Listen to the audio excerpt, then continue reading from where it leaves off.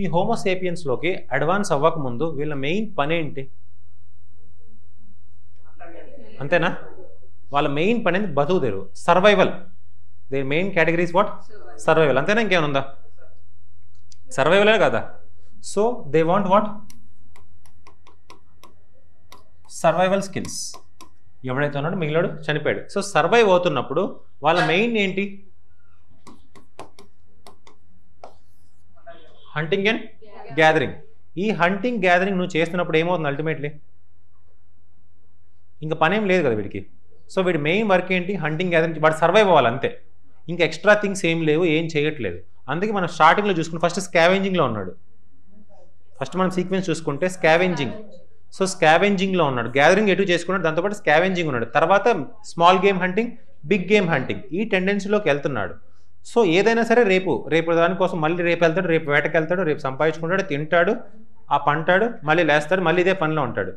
వీడికి ఇంకా extra thing ఏం లేదు. సో మెల్లగా ఇలా కొన్ని కోర్స్ ఆఫ్ ఎవల్యూషన్ జరుగుతున్న టైంలో నెక్స్ట్ షిఫ్ట్ ఏంటి? So that is your around 7000 BC.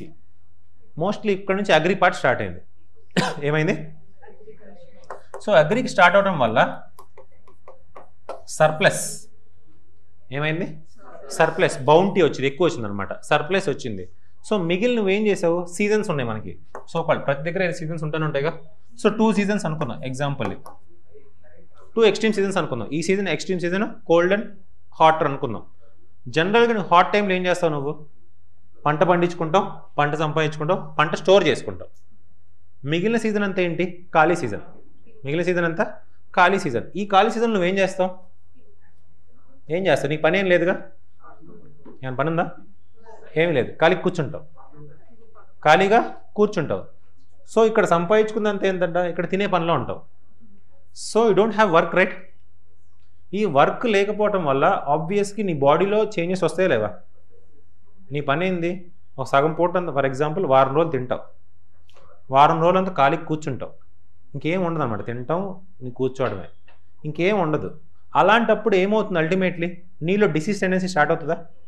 Multiple disease. For example obesity అవ్వచ్చా? ఒబిసిటీ ఆ ఛాన్స్ ఉండదా లేదా? నెక్స్ట్ ఏమై ఉండొచ్చు? కార్డియోవాస్కులర్ డిసీజ్ స్టార్ట్ అయ్యి ఉండొచ్చు లిటిల్ బిట్.